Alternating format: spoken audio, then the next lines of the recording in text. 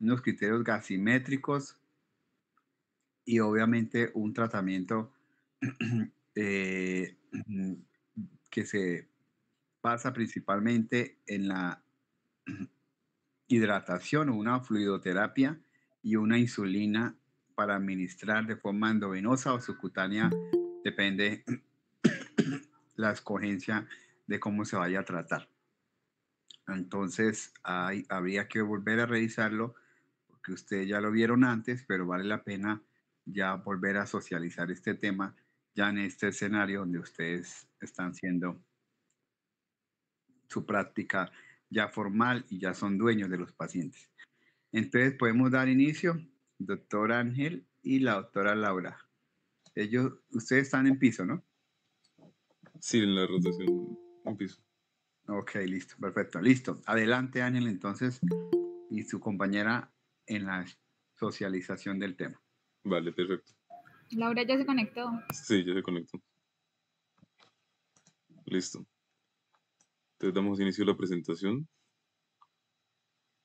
¿Ven la pantalla completa? ¿Alguien me puede confirmar que se ve?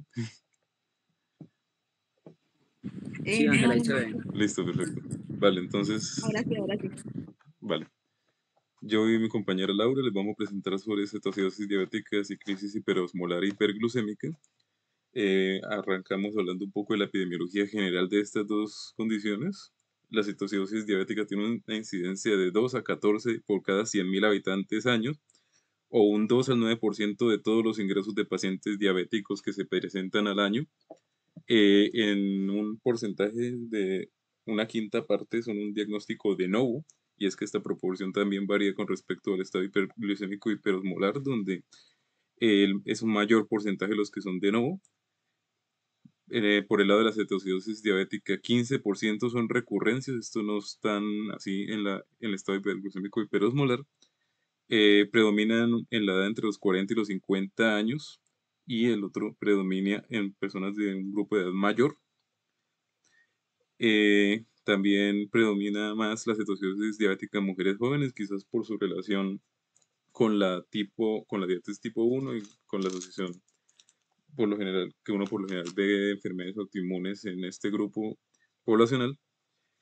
Es la principal causa de muerte en menores de 25 años con diabetes y ofrece un 5% de mortalidad global, lo cual se triplica para el caso del estado hiperosmolar hiperglucémico, que veremos es como más infrecuente pero más severo en general.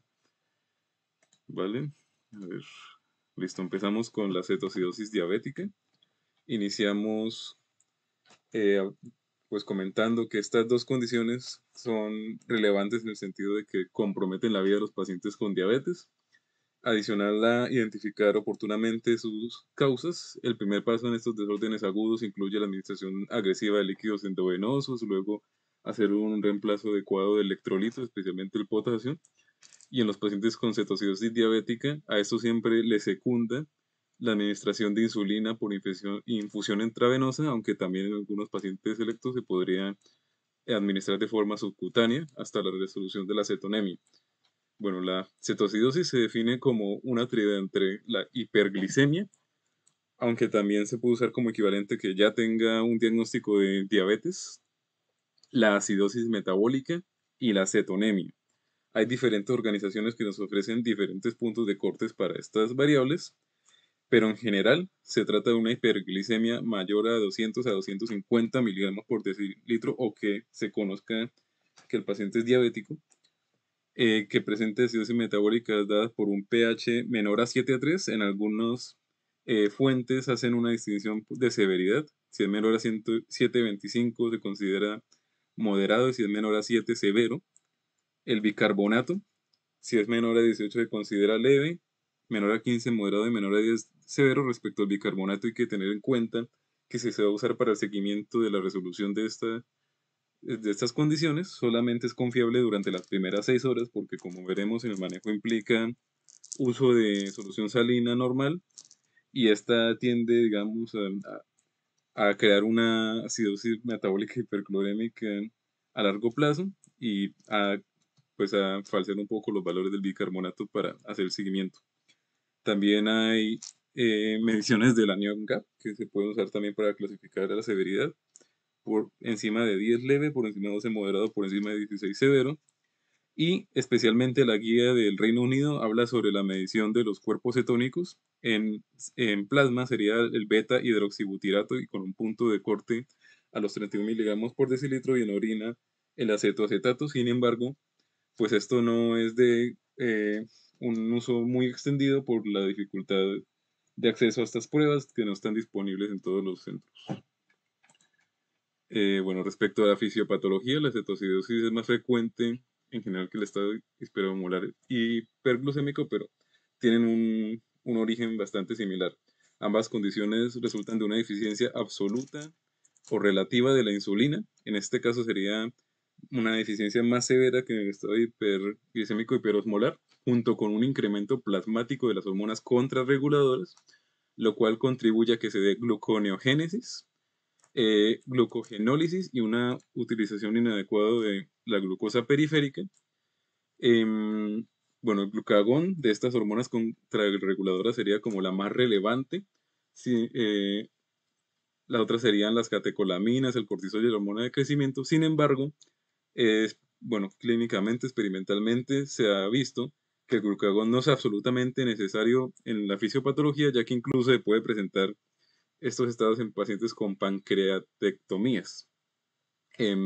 Bueno, en el hígado, hablando de la gluconeogénesis, hay unas enzimas que son inducibles por el glucagón, que se encuentran en una relación con respecto a la insulina superior. Y bueno, y es que la gluconeogénesis hepática es como la más relevante en el contexto de esta fisiopatología, y de segundo lugar sería la gluconeogénesis que se da en el riñón. Enzimas que son inducibles por glucagón serían, por ejemplo, la fructosa 1,6-difosfatasa y las que vemos allí. Además, en el tejido adiposo hay activación de la lipasa sensible a hormonas con un incremento de los ácidos grasos libres circundantes. Estos ácidos grasos luego se van a oxidar hacia acetoacetato y beta-hidroxibutirato en las mitocondrias hepáticas, lo cual da origen a los cuerpos cetónicos, resultando pues en cetonemia y acidosis. Adicional al aumento de la síntesis de cuerpos cetónicos, hay una disminución en la eliminación de los mismos, esto mediado porque por la hiperglicemia y cetonemia que resultan en una diuresis osmótica, lo cual lleva a hipovolémica, que es una manifestación importante en la clínica de estas condiciones, con una subsecuente disminución de la tasa de filtración glomerular y por lo tanto un menor aclaramiento de la glucosa, lo cual contribuye a la hiperglucemia, y de los cuerpos cetónicos, lo cual contribuye a la cetonemia y la acidosis. Un segundo que voy a permitir el ingreso de alguien más. Listo. Bueno, pues, la diuresis osmótica también promueve pérdidas netas de electrolitos como sodio, potasio, calcio, magnesio, cloro y fosfato, lo cual explica los importantes desequilibrios hidroelectrolíticos que se presentan. ¿Qué factores predisponen a que se presenten estas condiciones? En primer lugar estaría una inadecuada insulinoterapia, principalmente por omisión de la insulina.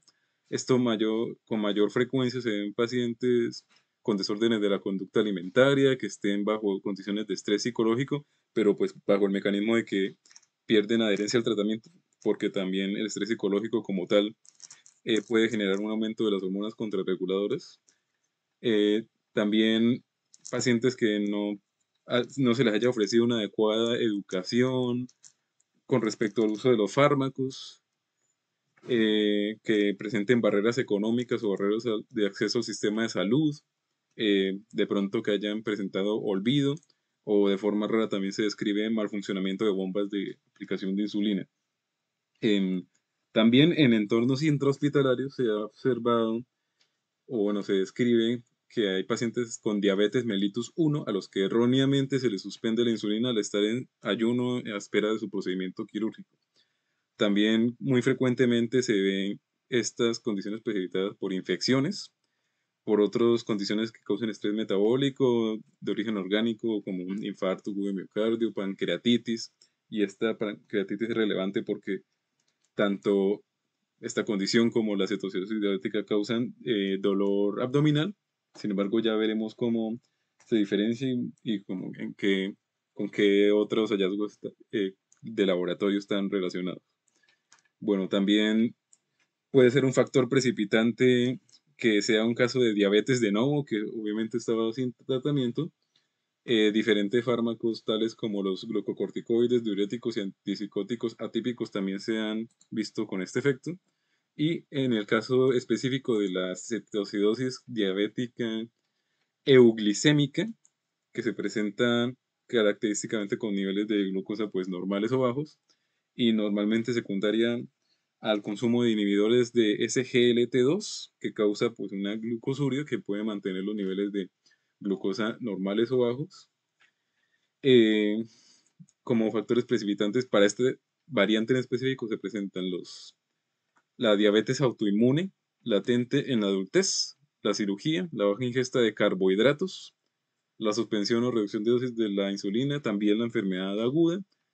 Se describe también bastante en el embarazo, en la disminución de la ingesta calórica como tal y las hepatopatías y alcoholismo pesado. Bueno, respecto a las manifestaciones clínicas, también hay un buen grado de superposición respecto a la cetocidosis y el estado hiperosmolar hiperglucémico. Eh, bueno, antes comentar que en las guías hay, o sea, en la guía se orienta a que el diagnóstico se tendría que hacer por medición de beta-hidroxibutirato en sangre o acetoacetato en orina. Sin embargo, como les mencioné, estos exámenes no están disponibles en nuestro medio. Sin embargo, sí se ha visto que se asocian mucho con el pronóstico y con una utilidad en la orientación del tratamiento. Bueno, dicho esto, hablando de la presentación clínica, los pacientes pueden presentar con poliuria, polidipsia, estos como de forma más insidiosa o en primer lugar antes de las demás manifestaciones. De mencionar que en la cetoacidosis la clínica se consuma en un periodo agudo, normalmente de unas 24 horas, mientras que en el estado hiperosmolar hiperglicémico su aparición es mucho más insidiosa. También se puede presentar náuseas, vómitos y dolor abdominal. El dolor abdominal es muy característico de la cetoacidosis y es inusual en el estado hiperosmolar hiperglucémico. En algunas series se ha visto que hasta el 46% de los pacientes con cetoacidosis presentan dolor abdominal y esto aumenta o bueno, tiene una asociación con el nivel de glucemia, con la severidad de la hiperglicemia, mentiras, con la severidad de la acidosis metabólica, sin relación con la glicemia y sin relación con la deshidratación. Este dolor se explica fisiopatológicamente por un retraso en el vaciado gástrico y por un hilio inducidos por la acidosis metabólica, también en cierta medida por los desequilibrios hidroelectrólicos, pero en general la explicación que se le da a esto es por la dismotilidad intestinal. Bueno, si hay una acidosis severa, bueno, si no hay una acidosis severa, porque a esos que se asocian y se presenta el dolor abdominal, habría que pensar en otra causa de este, como puede ser la pancreatitis, de allí como la relevancia en correlacionar con el hallazgo de acidosis metabólica. También se pueden presentar alteraciones en el sensorio, alteraciones visuales, letargia, aunque las alteraciones neurológicas, especialmente la depresión del estado de conciencia, es más característica del estado hiperosmolar hiperglicémico. Se puede presentar también taquicardia, taquipnea, la respiración de Kussmaul, aliento cetósico frutal y, muy importante, la depresión de volumen, que puede incluso condicionar una hipotensión ortostática según sus severidad. En el caso de la cetoacidosis diabética euglucémica, los síntomas tienden a ser más leves, hay menos poliuria y menos polidipsia, hay menos síntomas constitucionales.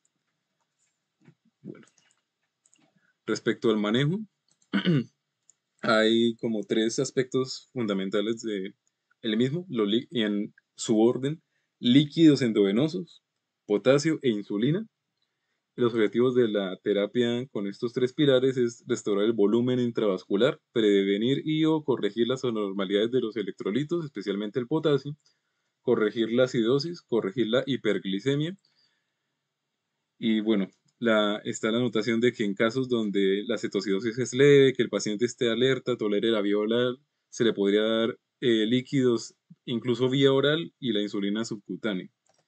Pero realmente lo que tiene evidencia es líquidos y electrolitos intravenosa e insulina subcutánea, pero más para escenarios donde no haya disponibilidad de insulina intravenosa. Bueno, respecto a los líquidos endovenosos, vamos a hacer esto de forma más o menos práctica. Bueno, mencionar que la administración de líquidos endovenosos no es solamente como para la represión de volumen intravascular, sino que ayuda a disminuir la glicemia por dilución, eleva la presión arterial, favoreciendo la perfusión tisular y la tasa de filtración glomerular que podría verse comprometida, facilitando también el aclaramiento de los cuerpos cetónicos y la glucosa, y facilitando entonces la resolución de la acidosis metabólica. Bueno, pasando a un ejemplo práctico, lo primero que se recomiendan en las guías de la ADA y del Reino Unido es aplicar solución salina normal y administrar eh, inicialmente 1 litro en 1 hora intravenoso.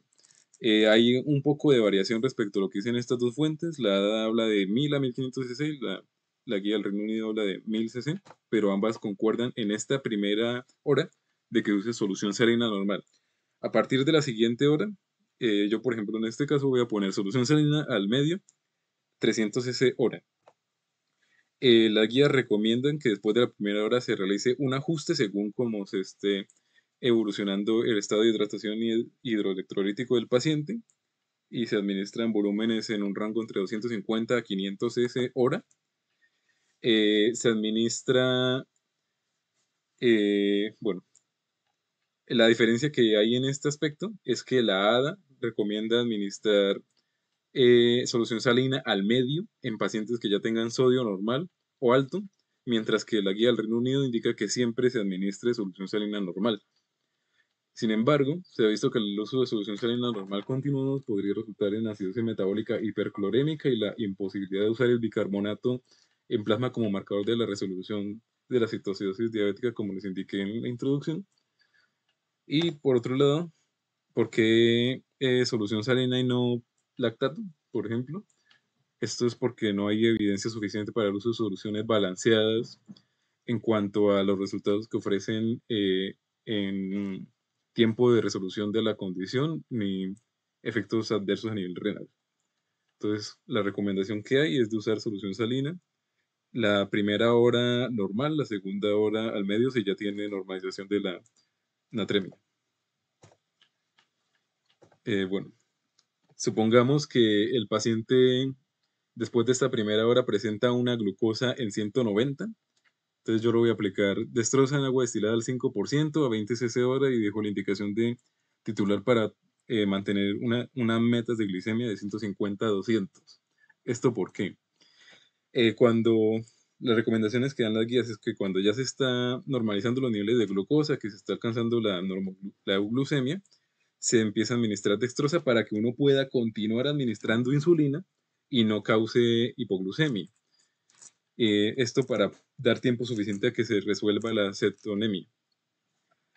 También aquí hay una pequeña diferencia entre lo que dice la ADA y la guía del Reino Unido. La ADA indica añadir dextrosa al 5% cuando la glicemia sea inferior a 200 miligramos por decilitro. Por su parte, la guía del Reino Unido indica añadir dextrosa al 10% cuando la glucemia sea inferior a 200 miligramos por decilitro. En general, no se ha encontrado diferencia entre los desenlaces en cetoacidosis diabética al usar una u otra solución, pero al 10% se genera mayor hiperglicemia. Entonces, por eso, en este ejemplo, decidí usar dextrosa al 5%. También se describe en la literatura una disposición, un método de usar 2 bolsas de solución salina al 0,45%, una sin dextrosa y la otra con dextrosa al 10%, realizar ajustes en en el flujo de cada una de las bolsas, manteniendo en total, en la suma de lo que se está administrando por las dos vías, un volumen de 250 cc hora para metas de glucemia de 150 a 200 miligramos por decilitro. Y esto se ha visto que sí disminuye el tiempo de resolución de la acidosis, obteniendo pues una corrección más temprana, y hay menor riesgo de presentar hipoglucemia. Ya terminando con líquidos y pasando a electrolitos, nos centramos, como mencioné, en el potasio. Supongamos que este paciente le medimos ya viendo, obviamente, evidenciado diuresis y tras haber empezado la regulación hídrica, le medimos un potasio en 5 miliequivalentes por litro. Decidió administrar una ampolla de cloruro de potasio diluida en cada cc de solución salina. Esto, pues haciendo las cuentas, me da 40 miliequivalentes por litro, que es precisamente la recomendación que da la guía de la ADA. Pero, bueno, eh, ¿por qué se debe administrar potasio en estos escenarios? Incluso cuando se mida potasemia normal o elevada, se debe administrar, pues porque sabemos que con la administración de insulina va a haber una depresión del potasio plasmático que va a ingresar a las células, de manera que pues tenemos preventivamente que hacer una reposición de potasio, porque al fin de cuentas si hay un déficit de potasio corporal total, solamente que este está distribuido de una manera diferente y se traslada al espacio intravascular. También hay unas pequeñas diferencias entre lo que dice la ADA y la guía del Reino Unido. La ADA dice que se administren 20 a 30 miliequivalentes por litro de infusión cuando la potasemia sea menor a 5.2 miliequivalentes por litro, mientras que la guía del Reino Unido indica administrar 40 miliequivalentes de infusión cuando el potasio sérico sea menor a 5.5 miliequivalentes litro. Realmente no hay evidencia que soporte una recomendación sobre la otra, estas sí son virtualmente idénticas, pero sí se debe tener en cuenta que no se debe empezar insulina si el potasio está menor a 3, pues porque con insulina se va a disminuir aún más la potasemia. En este caso, pues claramente habría que hacer la reposición. A ver. En la guía, si en toda fuente se indica únicamente la reposición de potasio, pese a que sí se pueda medir disminución de otros electrolitos y otros biomarcadores, tales como el fosfato y el bicarbonato. Sin embargo, no hay ninguna recomendación sobre su reposición, es más, hay algunas recomendaciones en contra de esto, y vamos a ver por qué. No se repone fosfato, pese a haber un déficit de fosfato, porque primero que nada, no hay ningún estudio prospectivo que demuestre que su corrección mejore los resultados en el paciente. Se sabe incluso que la insulinoterapia, al igual que como sucede con el potasio, hará decrecer el fosfato, pero si se corrige de más, hay mucho riesgo de que se cause hipocalcemia. La guía del Reino Unido, de hecho, es la que da una recomendación en contra de su reposición, solo indicándola cuando haya síntomas de debilidad respiratoria y musculoesquelética, y la guía de la ADA la indica solamente cuando sea la fosfatemia menor a 0.32 o en pacientes con disfunción cardíaca o anemia o depresión respiratoria. Entonces vemos que son como indicaciones muy específicas y ya cuando hay una severidad clínicamente significativa asociada a su déficit. Ahí es cuando se repone. Y se hace entonces a 10 a 30 milimoles en estos pacientes selectos. Respecto al bicarbonato, tampoco hay evidencia que soporte administrar esta sustancia con pH mayor a 6,9. Es más, se ha descrito un empeoramiento transitorio paradójico con mayor requerimiento de potasio. Y aunque tampoco hay evidencia para administrar el bicarbonato cuando el pH es menor a 6,9, hay una recomendación, aunque con un bajo nivel de evidencia claramente, de hacer una administración lenta de 100 miliequivalentes en 2 horas. Para hacerlo de forma práctica, pues se podría coger 100 miliequivalentes diluidos en 400 cc de solución salina administrados en 2 horas, como se describe en algunas fuentes. Pero también pues son casos muy selectos. Ya pasando a la insulina, que sería cuando ya se haya hecho la corrección del potasio, El objetivo primordial con su administración es detener la lipólisis y la cetogénesis descritas en la fisiopatología que les comenté al inicio de la presentación. No se debe iniciar la insulina hasta que no se haya iniciado la reposición de líquidos y de potasio. Y también hay diferentes recomendaciones según la ADA y la guía del Reino Unido. Sin embargo, también en este caso hay mayor evidencia a favor de la recomendación de la ADA, entonces nos vamos a centrar en esa. Y suponiendo que este paciente de ejemplo tiene 80 kilos, le vamos a aplicar primero un bolo de insulina 0.1 unidades por kilo, serían 8 unidades, y luego continuamos también a 8 unidades por hora.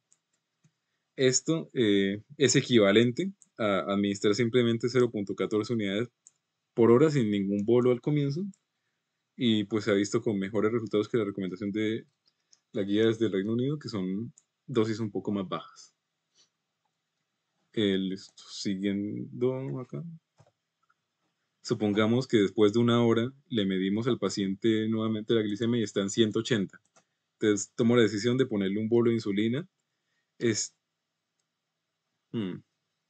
Ahí, ahí lo que haría sería subirle un poco la infusión, ya no en 8 unidades por hora, sino 9 unidades por hora, ya que las recomendaciones que se dan en ambas guías es como que hay ciertas metas de descensos de glucosa por hora que si no se satisfacen, existe la indicación de aumentar la infusión de insulina hasta que se encuentre un descenso continuo mantenido de la glucosa.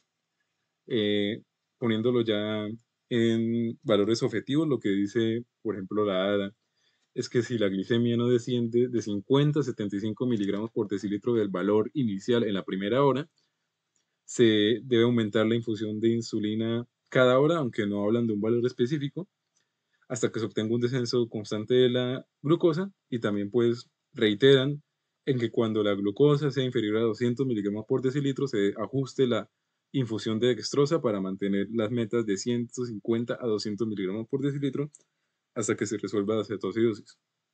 Por otro lado, la guía del Reino Unido sí nos habla de cómo tiritar la insulina, aumentándole de a una unidad por cada hora, y ofrecen diferentes biomarcadores para hacer el seguimiento o para, digamos, tener las metas de corrección de la condición. Ellos se centran en el beta hidroxibutirato, sin embargo reconocen que como no está muy disponible, también se podría hacer con bicarbonato, con incrementos de mayores a 3 miliequivalentes litro hora, esas serían las metas. Reitero que solo se puede usar el bicarbonato en las primeras 6 horas, por lo que mencioné de la acidosis hiperclorémica, o metas de variación de glucosa muy parecidas a las que da la ADA, que sean superiores a 50 miligramos por decilitro. Entonces, en este caso, como el paciente únicamente disminuyó 10 miligramos por decilitro, le aumenté una unidad para la siguiente hora. Bueno, la guía del Reino Unido también nos ofrece una recomendación sobre, aún en el escenario como de urgencias, ya cuando se esté administrando la insulina, que estemos ajustando para obtener glucosa metas, se le vaya poniendo la dosis que venía manejando el paciente de insulina basal en el hogar, o si es de nuevo, que se le coloca una dosis de 0.25 a 0.3 unidades por kilo. Esto para, digamos, hacer un destete o un cambio de la insulina intravenosa a la subcutánea, y para evitar la hiperglicemia. Y esto se ha demostrado que, pese a estar administrándole simultáneamente la insulina de acción rápida y de acción prolongada, pues no hay un mayor riesgo de hipoglicemia realmente. Respecto a lo que mencioné de los pacientes selectos que se podrían beneficiar de uso de insulina subcutánea, los criterios para que sean candidatos a esta modalidad son que estén en un adecuado estado de alertamiento, que tengan adecuada tolerancia a la vía oral, que no tengan náuseas ni vómito, con un pH mayor a 7 y un bicarbonato mayor a 10. También, aunque eso no lo dicen explícitamente, que tenga un adecuado estado de hidratación, ya que este puede influir en la absorción de la insulina al aplicarse por vía subcutánea. ¿Cómo se haría de forma práctica? Aplicando dosis de insulina de acción rápida, sea Lispro, Aspart o glulicina. Inicialmente con un bolo de 0.3 unidades por kilo, luego manteniendo a 0.2 unidades por kilo cada 2 horas. Y luego cuando la glucemia sea inferior a 250 miligramos por decilitro, bajar a 0.05 a 0.1 unidades por kilo cada 2 horas hasta la reducción de la cetocidosis. De manera muy sencilla se podría recordar esto: iniciar bolo 0.3, luego continuar a 0.2 y luego continuar a 0.1 cuando baje de 250. Luego se continúa con un régimen basal con el que viniera el paciente o con uno de 0.2 unidades por kilo si es de nuevo.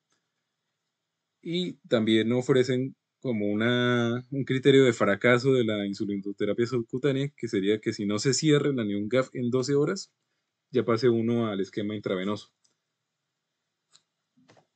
Bueno, para finalizar esta parte, los criterios que definen la resolución de la cetocidosis diabética también son diferentes según la guía que esté utilizando. Ambas utilizan un pH mayor a 7.3. La guía del Reino Unido se acompaña junto con la medición de las cetonas en sangre y la ADA con la medición de glucosa, que sea inferior a 200 miligramos por decilitro, además del pH, y que además tenga o un bicarbonato mayor a 15 o un anion GAP menor a 12, que es el mismo valor que mencionamos para las metas. ¿Listo? Bueno, espera un momentico. Bueno, entonces de lo que acabas de decir, importante. Si bien es usual ver una hiperglicemia de 300, de 350, de 400, y gran parte de esos pacientes no cumplen un criterio de ninguna de estas dos condiciones, ¿sí? La gran mayoría. Pero obviamente algunos de esos pacientes en un porcentaje mínimo podrían tener criterios de un cuadro muy leve, ¿sí? Que podría pasar desapercibido desde el punto de vista clínico y el diagnóstico sería solo desde el punto de vista gasimétrico, ¿sí? Gasimétrico. Por eso, si bien 400, 450 de glucometría que nos reporten en un paciente para definir un ajuste, pues tratar de hacerle en lo posible pues un interrogatorio de fin de determinar si alguna clínica me sugiere y si hay la posibilidad de evaluarle desde el punto de vista gasimétrico, mucho mejor, ¿sí? Para detectar, digamos, que esos casos como muy leves. Hay otros pacientes muy evidentes que llegan con hiperglicemia, supremamente deshidratados, en los que usted obviamente no va a dudar en la posible diagnóstico de una crisis hiperglicémica. De la cetocidosis diabética, como lo ha dicho su compañero, tiene una triada característica que la gran mayoría de las veces hay hiperglicemia asociado a cetonemia, ¿cierto? Y a acidosis metabólica. Esa acidosis metabólica que acompaña la hiperglicemia,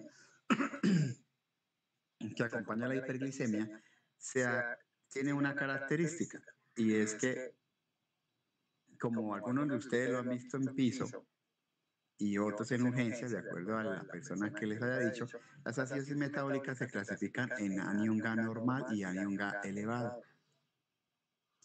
¿El anión GA qué es? El anión GA, digamos que si uno pudiera medir todos los iones positivos y negativos, en teoría, si fuera posible medirlos, eso debería ser cero.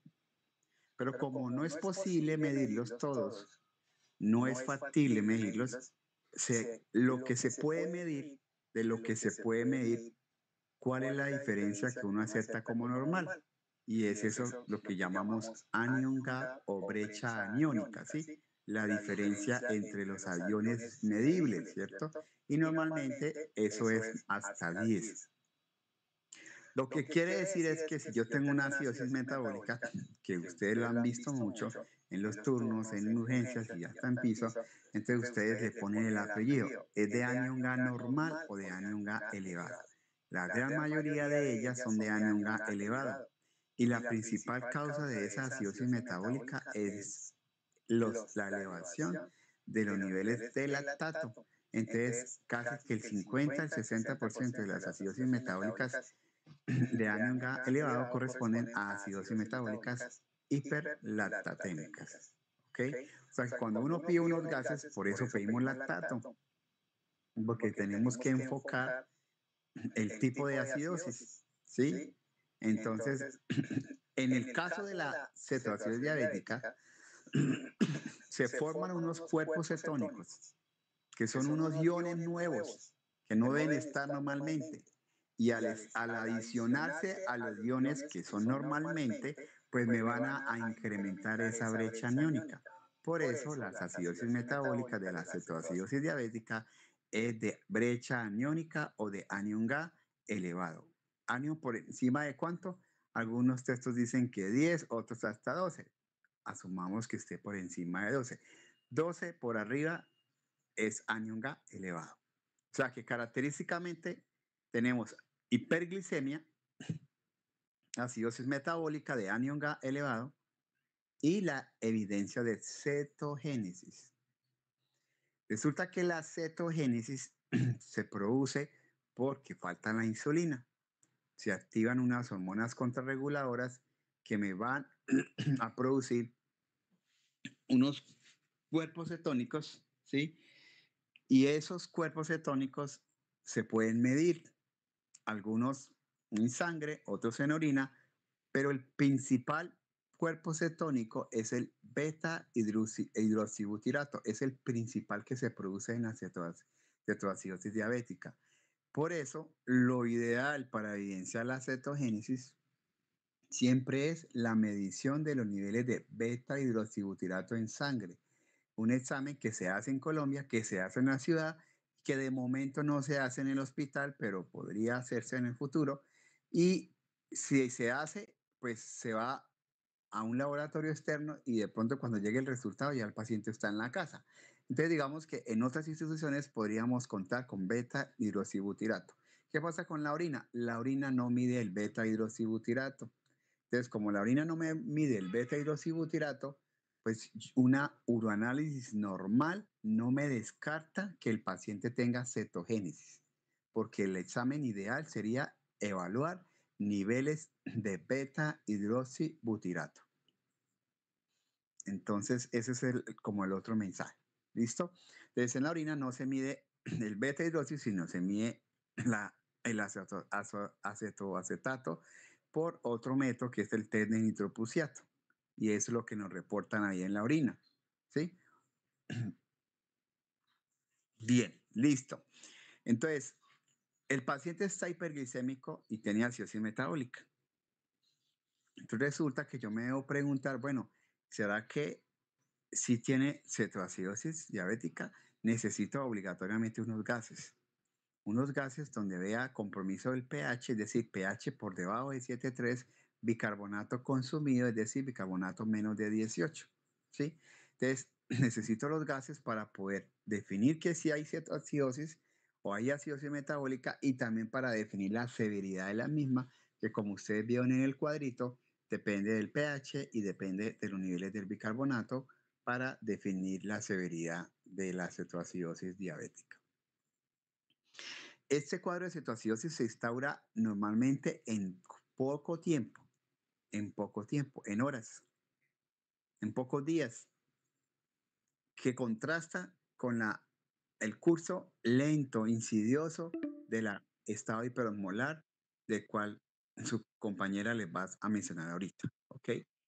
Entonces, el manejo de las dos condiciones se parecen mucho. Van a ser muy parecidos en cuanto a que se manejan con líquidos, con insulina, ni suplementos de potasio o suplencias de potasio, es parecido. La única diferencia es que en la cetoacidosis diabética, muy ocasionalmente podríamos usar bicarbonato solo cuando el pH esté por debajo de 6,9, pero es una recomendación más de expertos que realmente tengan una evidencia clara para colocarlo. ¿Sí? Es la gran diferencia, pero digamos que el tratamiento está enfocado un poquito más, solo que en el estado hiperosmolar hay más pérdida de líquido, hay más pérdida de agua y posiblemente seamos un poquito más permisivos con la hidratación en el estado hiperosmolar. ¿Listo? Le voy a darle paso a la compañera y al final cuando ella haga la intervención de tratamiento, hago una pequeña intervención del tratamiento porque se parecen un poquito. Van a ver que es lo mismo, solo cambia algunas cosas. Adelante, doctor.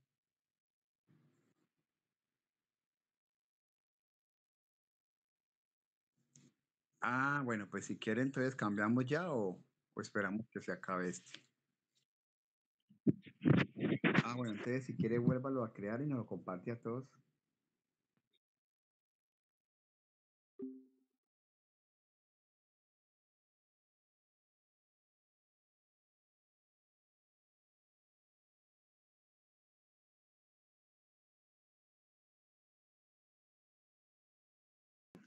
Ángel, pues por favor compartir, ampliar ahí. Gracias.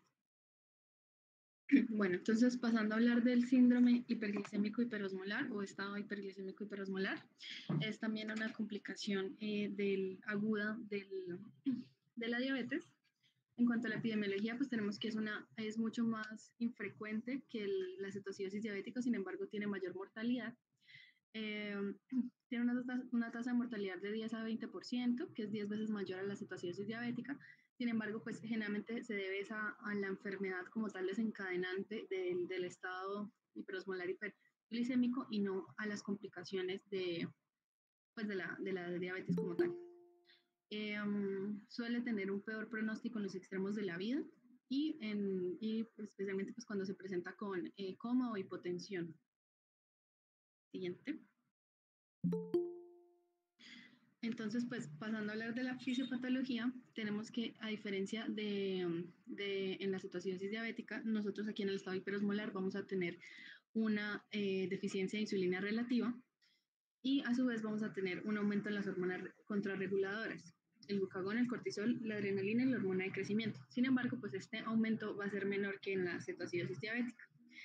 Esto pues va a condicionar que se aumenten los procesos de gluconeogénesis, glicogenólisis y que esto pues va a aumentar como tal la glicemia en sangre, lo cual nos va a llevar a una diuresis osmótica que a su vez aumenta la excreción de electrolitos pues, y también de agua por orina.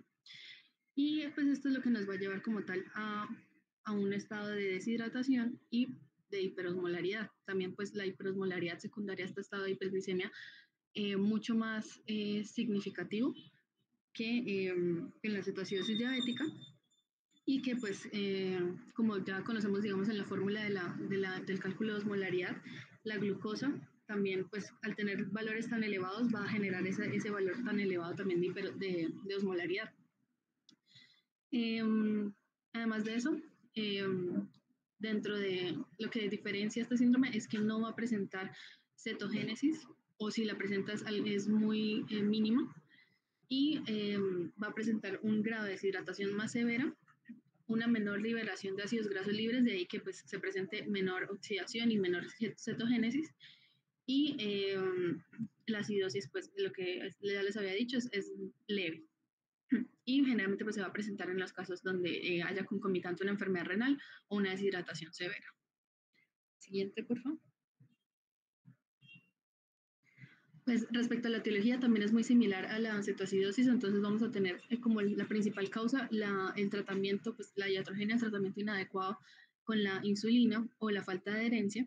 Además, pues enfermedades agudas, principalmente la más frecuente las infecciones de cualquier foco, la enfermedad renal, la hipotermia, en la parte endocrina, de la presencia de acromegalia, de tirotoxicosis o tormenta tiroidea y del síndrome de Cushing, y algunos fármacos como pueden ser los betabloqueadores, los bloqueadores de canales de calcio, la clorpromacina, la clortalidona, entre otros. Así como pues el debut de una diabetes mellitus también puede ser una de las etiologías. Siguiente. Para el diagnóstico, al igual que en la cetoacidosis, tenemos una triada. Entonces, en primer lugar, una hiperglicemia mucho más marcada, que va a estar determinada por más de 600 miligramos por decilitro o mayor a 33.3 milimol litro. Por otro lado, pues la hiperosmolaridad mayor a 320 miliosmoles litro. Pues aquí tenemos la fórmula como tal con la que se calcula con cualquiera de las dos veces el sodio más la glucosa más el BUN, o 2 veces el sodio más la glucosa dividida en 18 más el BUN dividido en 2.8. Y por otro lado, pues la deshidratación severa. Otras características también pues son que no presenta como tal cetonas en la orina, ni la medición de beta hidroxibutirato, pues ya el doctor le explicó que no está disponible, pero bueno, si la tuviéramos tampoco estaría, sería muy baja. El bicarbonato normal, listo. Dale, tranquilo. En cuanto a la clínica, pues también es muy similar a la cetoacidosis diabética, sin embargo, como mencionaba también el doctor, es mucho más insidioso, no es tan agudo, y la alteración del sensorio va a estar determinada principalmente por osmolaridades, pues por la osmolaridad tan alta por encima de 320 y el estado de hiperglicemia, a diferencia de en la cetoacidosis, en la cual está condicionada pues por la acidosis metabólica. También pueden presentarse los síntomas asociados al déficit de insulina, como la poliuria, la polidipsia y la polifagia. Sin embargo, pues no son tan floridas como la cetoacidosis.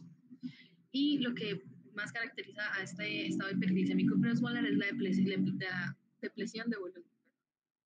Siguiente.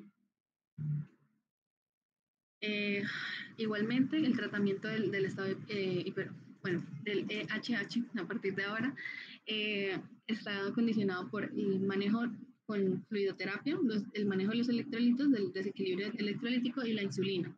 Además, pues también está como principal pues, identificar la causa, sin embargo, esto no debe retrasar el inicio del tratamiento. Siguiente. Entonces, para empezar con los líquidos, nos recomienda la guía que iniciemos con un bolo inicial de 1000 cc de solución salina en infusión durante 1 hora y a partir de ahí reevaluar el estado hemodinámico y electrolítico para mantener una infusión entre 250 y una diuresis entre 250 y 500 cc por hora. Dependiendo de la guía que usemos, entonces recomiendan pasar a usar solución salina al medio después de la primera hora si existe un sodio corregido. Esta es la recomendación de la guía americana.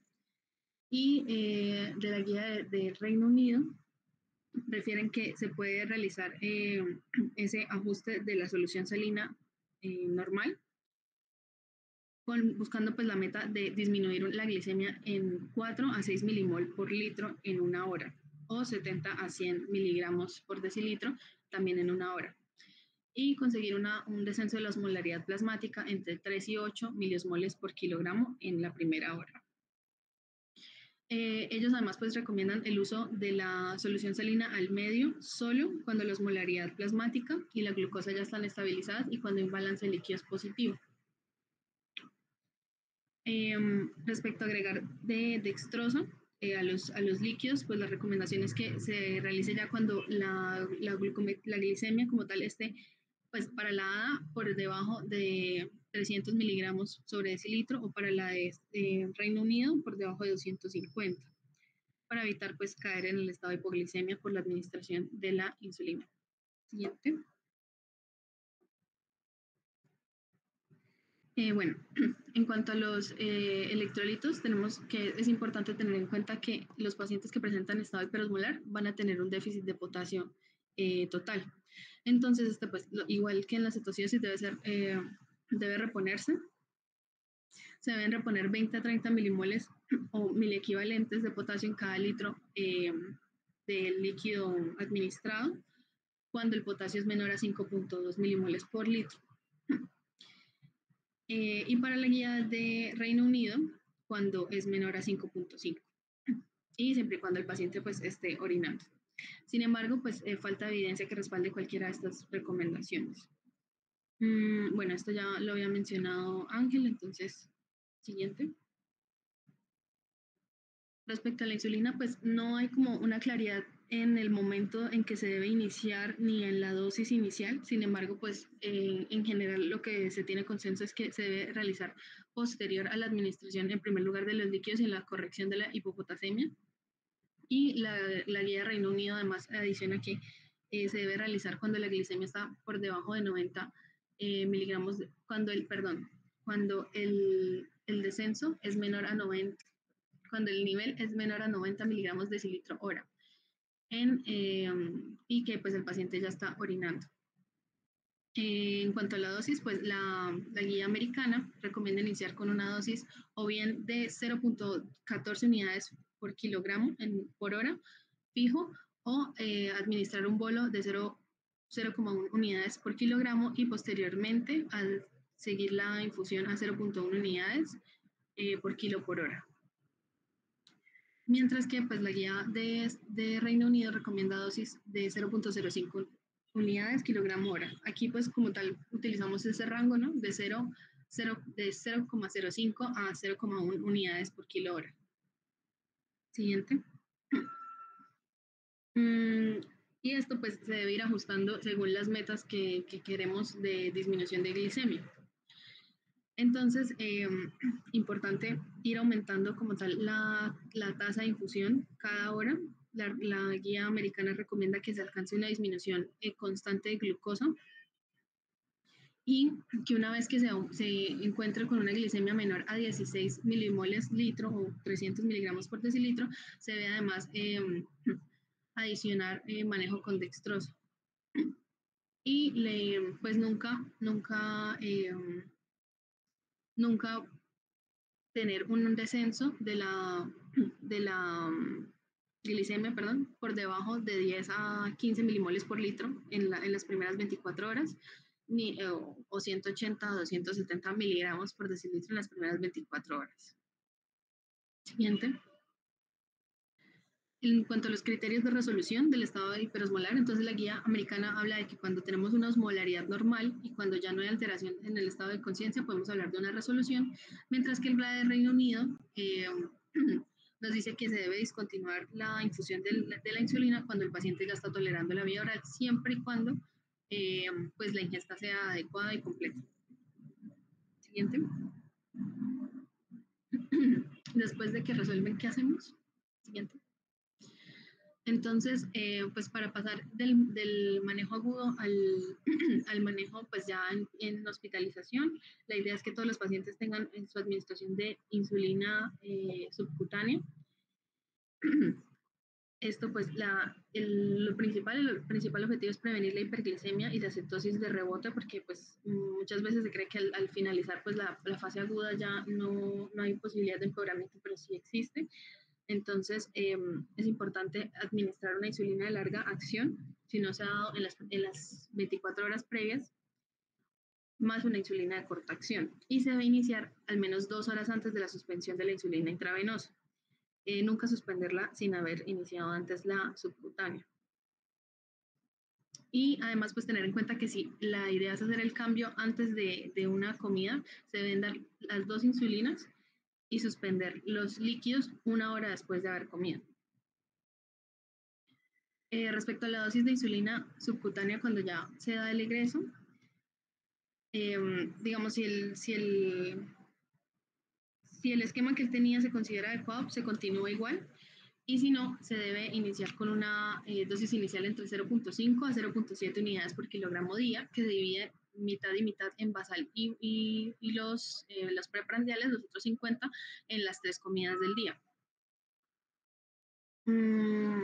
Y bueno, esto ya, pues, pacientes que cumplan criterios de resolución, pero sigan teniendo alguna patología de base, pues siguen con el manejo con líquidos y la insulinoterapia dentro de la hospitalización. Siguiente. Bueno, ya pasando como tal a la prevención, tanto de la cetoacidosis diabética como en el estado hiperosmolar, lo importante es, en primer lugar, identificar las causas si se desencadenó esta crisis por una falta de adherencia, identificar las causas, evaluar un régimen alternativo de insulina o pues revisar por qué el paciente no está teniendo acceso a su insulina o si hay barreras de acceso, en fin. Si hay utilización de sustancias, por ejemplo, alcohol o psicoactivos que puedan causar disrupción pues, en este control glicémico. Además, pues proporcionar educación al paciente y siempre como estar muy atentos a las causas desencadenantes como posibles infecciones, pues sí, infecciones en general, accidentes cerebrovasculares, los medicamentos o cualquier situación estresante que pueda favorecer ese estado de hiperglicemia. Siguiente. Y pues también tener en cuenta que durante el manejo se pueden presentar ciertas complicaciones como puede ser el edema cerebral, las anormalidades electrolíticas, el compromiso cardíaco pulmonar y muscular y la cetoacidosis recurrente. Generalmente pues, el edema cerebral se presenta en pacientes jóvenes con diabetes tipo 1 de nuevo. La idea es pues tener un mantenimiento de los niveles de glucosa entre 250 a 300 miligramos por decilitro durante varias horas durante el curso del tratamiento.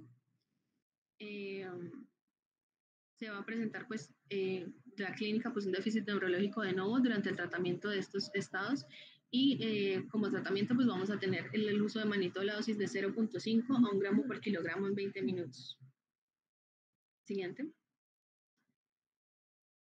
Y pues dentro de las complicaciones más frecuentes que tenemos respecto a los electrolitos, pues la hipocalemia, principalmente pues por la no suplencia o por la administración de la insulina, la hipercalemia por la reposición excesiva de potasio, especialmente en pacientes con enfermedad renal, la hipoglicemia por el esquema muy agresivo pues, de la insulina o la adición de la dextrosa muy tardíamente, y la acidosis metabólica hiperclorémica con anion gap reducido cuando hay un exceso de administración de solución salina, lo cual es muy, muy frecuente, sin embargo esto resuelve espontáneamente en unos días.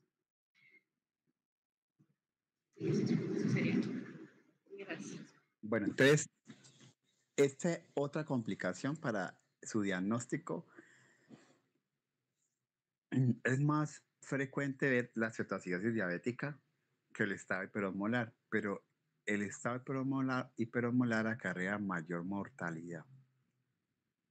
Entonces, a veces puede presentarse pacientes que tienen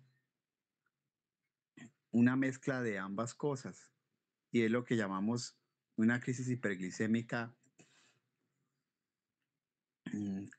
mixta, ¿cierto? Cumpliendo criterios tanto de una como la otra. Por eso, después de analizar los gases y evidenciar criterios de cetoacidosis, tenemos que hacer un cálculo de la osmolaridad efectiva. Y la osmolaridad efectiva la podemos hacer con el cálculo de 2 veces el sodio más glucosa dividido en 18. Si ese cálculo de 2 veces el sodio más glucosa dividido en 18 nos da más de 320 miliosmoles por kilo, estamos diciendo que el paciente tiene incremento de la osmolaridad y por tanto estaría cumpliendo el criterio de la osmolaridad. Entonces siempre hay que hacer la fórmula de la osmolaridad. Si es normal, por debajo de este valor, pues el paciente tendría una cetoacidosis diabética pura. ¿Sí? Entonces esa es la otra fórmula que debemos tener a la mano cuando nos enfrentamos a estos escenarios. Entonces, el manejo en forma general de los dos trastornos se hace con fluidoterapia. Como vieron, hay algunas diferencias, digamos, sutiles entre las guías americanas y las guías del otro continente, pero digamos que pues uno puede tratar de adaptar la que más le quede más fácil de aprender, más comestible, más fácil de aplicar. Y pues en ese orden de ideas, el inicio de los líquidos podría ser con solución salina. Siempre hay que arrancar con los líquidos. Nunca arranque con la insulina. Nunca vayan a poner insulina sin haber hidratado al paciente. Al menos póngale la mitad de esos líquidos iniciales y luego sí le montan insulina, pero no hagan el efecto contrario de poner insulina. Entonces, podemos arrancar con el volumen que han dicho ustedes, compañeros, de solución salina. Y posterior a ello, evaluar el tipo de solución que vamos a utilizar, que va a depender de los niveles de sodio corregido. Entonces, normalmente ocurre hiponatremia cuando hay hiperglicemia, más Entonces, siempre cuando hay hiperglicemia, debemos acudir a la fórmula del sodio corregido. Eso lo hacemos por Medcal o cualquier otra aplicación de Google y ahí vamos a encontrar la corrección respectiva del sodio de acuerdo a nivel de glicemia. Entonces, si los pacientes después de hacer el ajuste, después de pasarle el bolo y hacer el ajuste de sodio corregido, nos puede tener las siguientes opciones. Que el sodio corregido sea bajo, o sea, persiste bajo. Que el sodio corregido esté normal o que el sodio corregido esté elevado. Lo más usual es que se normalice o que esté bajo. Si está bajo, la guía nos recomienda continuar con solución salina, los líquidos de mantenimiento. ¿Sí? Si está normal o elevado, ahí sí nos recomiendan usar soluciones al medio, es decir, las llamadas soluciones al 0,45 que pueden venir ya preparadas o que a veces hay que preparar. ¿A qué tasa? La tasa va a variar y la recomendación es ofrecer una tasa por hora entre 250 a 500 cc por hora. 250 a 500 cc por hora es la tasa recomendada para administrar de esos líquidos después del bolo inicial.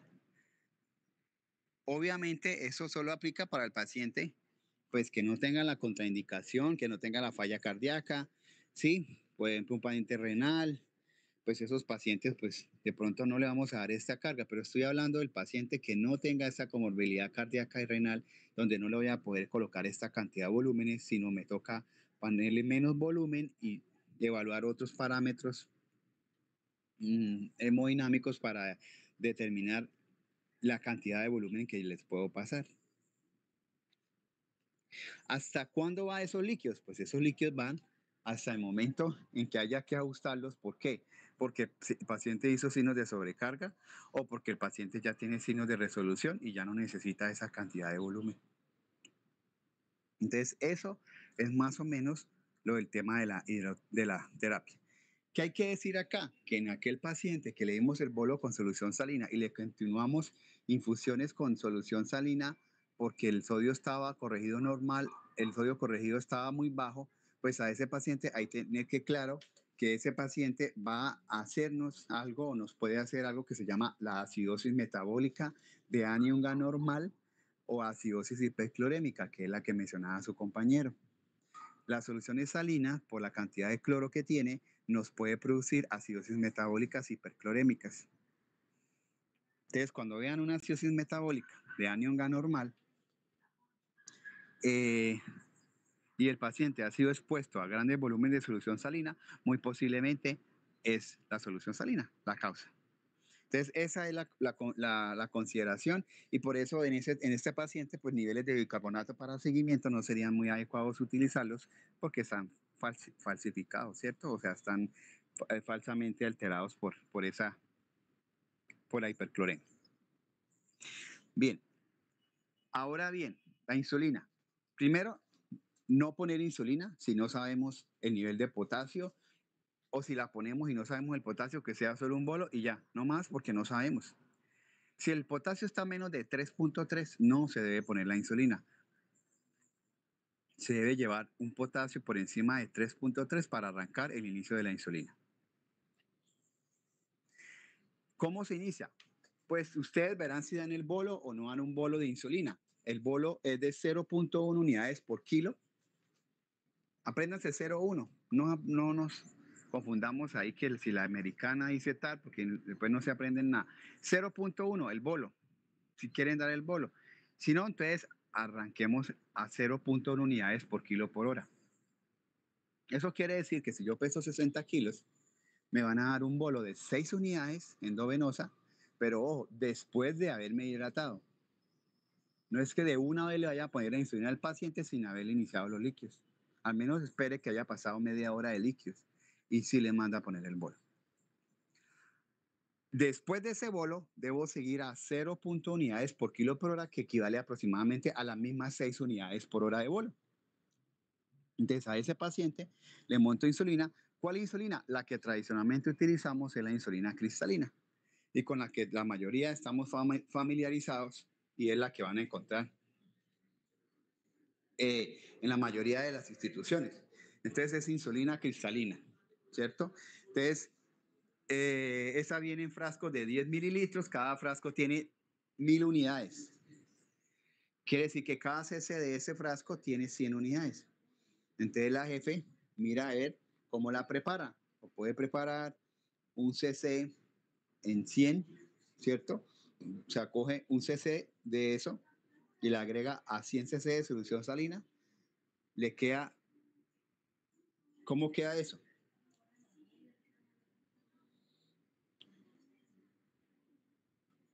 ¿Cómo queda esa solución? Queda una solución de 1 en 1, ¿no? En 100 mililitros de solución salina hay 100 unidades de insulina. O sea que cada mililitro tendría una unidad que equivale, y si yo pongo 6 cc, equivale a poner 6 unidades por hora. Normalmente las jefes saben eso, pero igual si hay alguna duda, esa es una opción para prepararla. Ahí estaríamos preparando solamente 100 unidades, ¿no? Pero a veces ella, depende de lo que tienen que preparar más cantidad por el tema de lo que se puede quedar en el buretrol y en el sistema. Entonces, la jefe tiene más como experticia en eso. Listo. ¿Cómo ajusto la insulina? Bueno, la idea es que por cada hora de infusión de insulina, usted deba esperar un descenso que varía, depende de la guía. Particularmente me gusta más 50-75. Por cada hora de infusión de la insulina, yo debo esperar que haya un descenso en ese rango.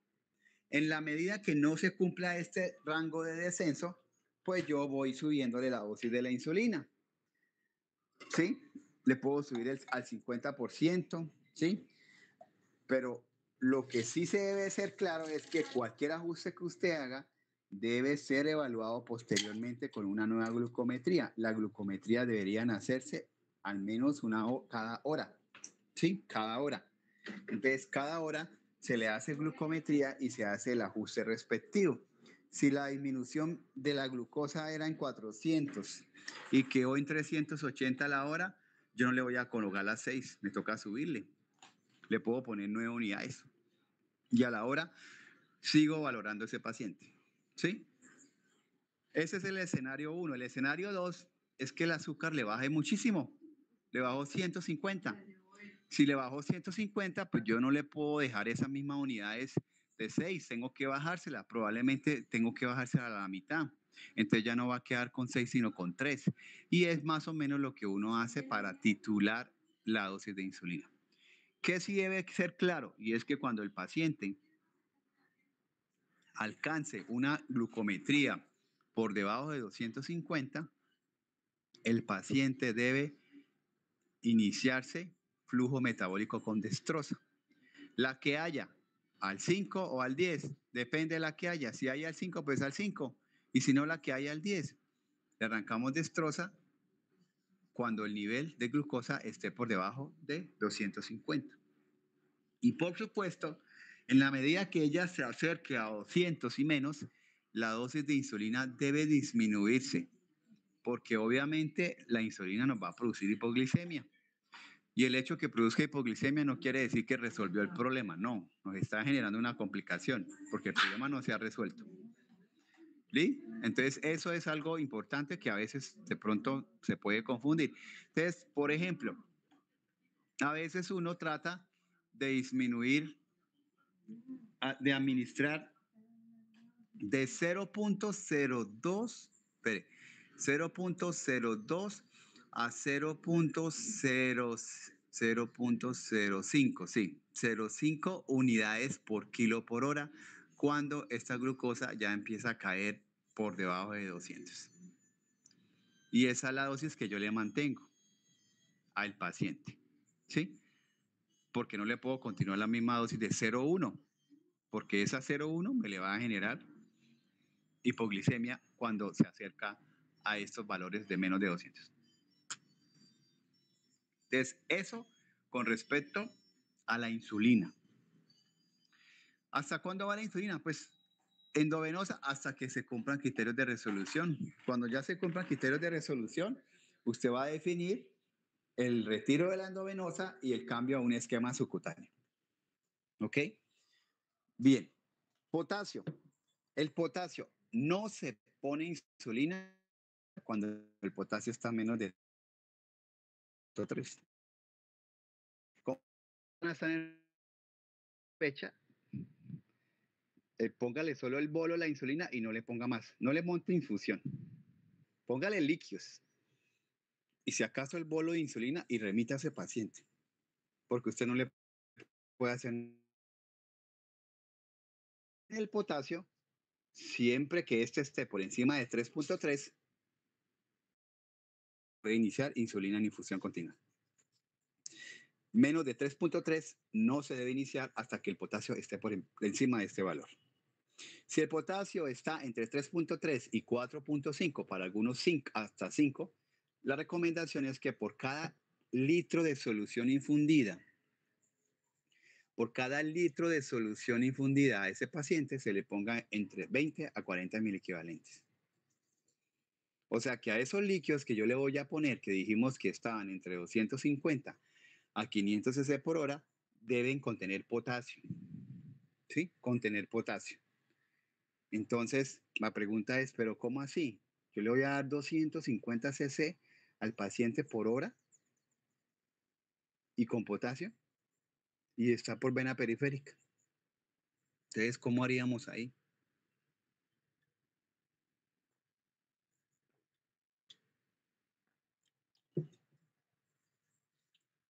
Pues lo usual que se hace, idealmente el escenario debería ser que el paciente esté en una UCI. Todo paciente con una de estas dos condiciones debe estar manejado en una UCI intermedia, pero mientras llega a la UCI podemos ser recursivos y ponerle los líquidos por 2 ácidos periféricos. Entonces, le vamos a poner 2 ácidos periféricos donde le vamos a cada bolsa de solución salina de 500, le vamos a agregar no toda la ampolla. Acuerda que la ampolla viene por 10 cc y esos 10 cc tienen 20,000 equivalentes, ¿sí? Entonces, no le vamos a poner la ampolla en cada 500, sino le ponemos quizás 3/4 de la ampolla, ¿sí? Le ponemos 7,5 cc de la ampolla en cada 500 y le ponemos por una vena a 125 y por la otra vena a 125. Pero si de pronto la jefe dice, no, se va a quemar la vena, qué terrible. Entonces, media ampolla en cada 500 y por cada acceso venoso 125. Para garantizarle los potasios y garantizarle el flujo de líquidos. Mientras se le consigue un acceso venoso central que le permita administrar volúmenes o concentraciones más altas de potasio, porque esos accesos periféricos no van a durar mucho. ¿He sido claro hasta ahora?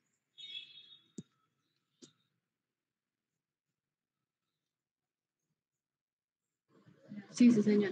Es claro. Listo. Y ya por último, el bicarbonato, no está recomendado poner bicarbonato. No hay evidencia. Solo lo recomiendan algunos expertos cuando el pH está por debajo de 6,9. Se administra bicarbonato con dextrosa y con potasio, ¿sí? Y se administra tantas veces se necesite con tal de que pH esté por encima de 6,9. No olvidar que la administración de bicarbonato puede empeorar la hipocalemia y puede producir edema cerebral. Por eso también hay esa alerta respecto a su uso. Entonces, no es uso rutinario, no vayan a poner una cetoacidosis diabética con pH de 7,2 y bicarbonato en 10, no lo vayan a poner bicarbonato. No, eso no se puede, no está aprobado y sería mala práctica porque no hay evidencia. Solo recomendamos cuando el pH está por debajo de 6,9. ¿Listo? Porque por debajo de ese pH, pues en muchas cosas de la economía corporal, pues se empiezan a alterar. a funciones enzimáticas, etcétera, etcétera. Entonces, por eso es que se recomienda. Y lo otro que queda es, ¿cómo sé si mi paciente ya resolvió? Pues el pH subió, el bicarbonato subió, el anión gas se normalizó, el paciente hizo metas de glucometrías en el rango que deseo, ¿sí? Pues ese paciente ya considero que podría estar en plan de pasarle a un esquema subcutáneo. Y como lo dijo su compañera, ¿cómo se hace? Usualmente uno puede poner la dosis que venía el paciente tomando ambulatorio, la misma dosis, que puede ser, digamos que 60, y se las dejó de aplicar y por eso hizo una cetoacidosis. Pues vuelve y le empieza las 60 dosis. Solo que la recomendación es siempre poner la mitad de esa dosis en un esquema basal y la mitad en un esquema que llaman basal en bolo o esquema prandial. ¿Qué quiere decir un esquema basal? Que vamos a usar una insulina que tiene una acción intermedia larga. En esas insulinas se incluye la NPH, la insulina glargina, la insulina de Temir y la insulina de Glude.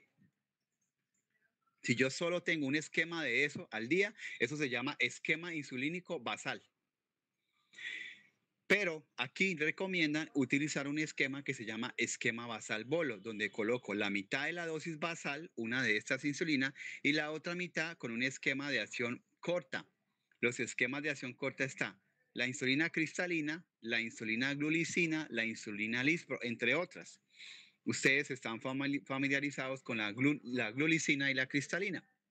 Entonces, de esos 30, del 50% de 60 son 30. Entonces, 30 de insulina glargina y los 30 de insulina glulicina. Pero esos 30 de glulicina se dividen en 3 partes en las comidas principales: predesayuno, prealmuerzo y precomida. ¿Sí? Entonces sería 60 dividido en 2 partes, en 30 basal y 30 prandial. Entonces le arrancamos ese esquema al paciente y lo seguimos hospitalizado, sigue hospitalizado hasta lograr, si el paciente logra las metas de glicemia en ayunas y de glicemias postprandiales. Si las logra, pues ese es el esquema con que se volvería a ir. ¿Sí? Si no tenemos un esquema, ustedes lo dijeron ahí, nosotros podemos empezar una dosis de 0,5 a 0,7 unidades por kilo día. Y esa dosis se calcula y se divide 30 basal y 30 prandial. Esa es la dosis para calcular la transición. Obviamente todos se van con insulina, no se pueden ir sin insulina. Que se ajuste la insulina después ambulatoria por otras terapias o algo, pues eso ya, pero todos los pacientes que salen de estas crisis se van con insulina. Hay que educarlos porque si suspende la insulina al otro día, vuelve y regresa ese paciente con cetoacidosis. ¿Sí? Eso suele suceder en pacientes con poca red de apoyo, pacientes con retraso mental, con trastornos cognitivos, que pues esto no queda claro y pues regresan. Es usual que reingresen por eso. Entonces, esa es como la parte importante. ¿Listo? No sé si hay algunas intervenciones adicionales o haya preguntas respecto a...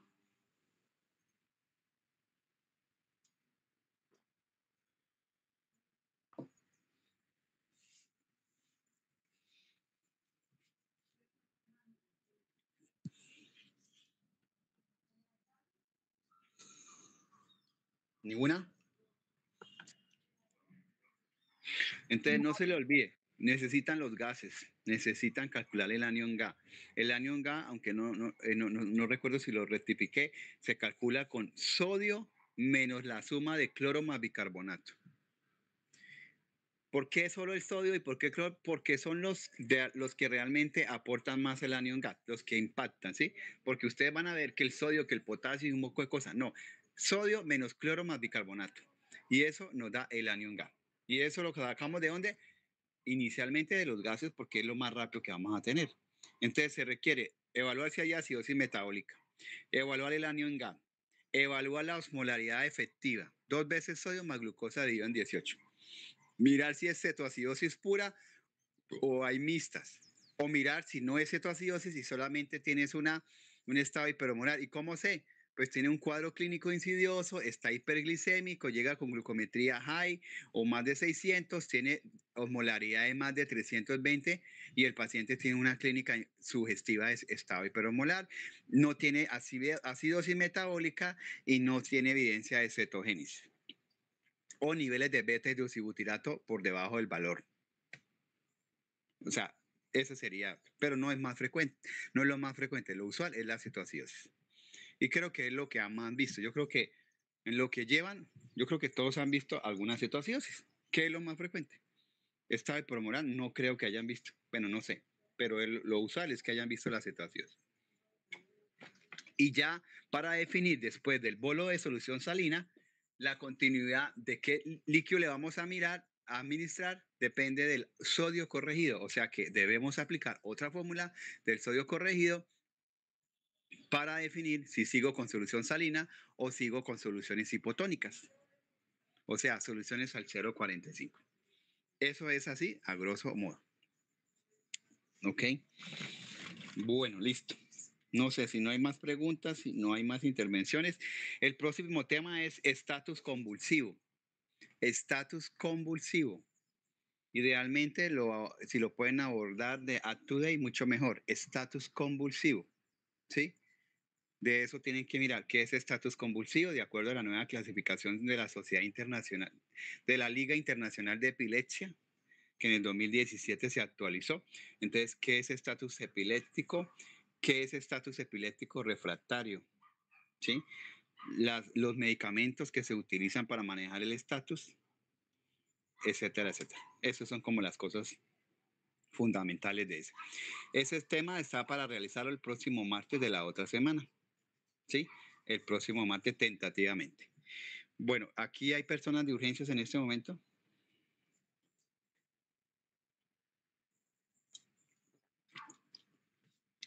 Sí, Sí, señor. Bueno, aprovechar que todavía hay algunos de piso para contar lo siguiente. Bueno, hay una cosa muy importante que quiero pues crearles conciencia. Ustedes saben que hay un turno que se llama turno de 4 a 6. Pues ese